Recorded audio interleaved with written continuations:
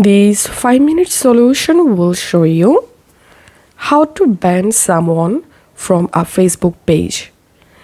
First of all, go to your Facebook and now we need to switch to the Facebook page.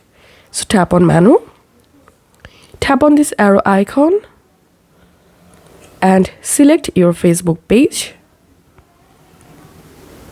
Now go to your Facebook page profile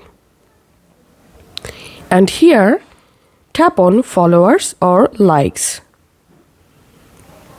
I'm selecting followers because I want to ban someone from my followers list.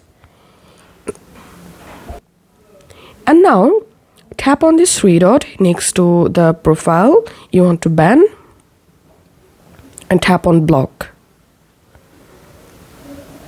So to ban someone from your Facebook page, you have to block the profile. Tap on confirm.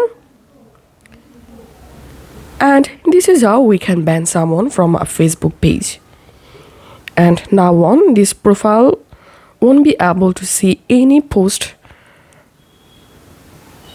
in my Facebook page.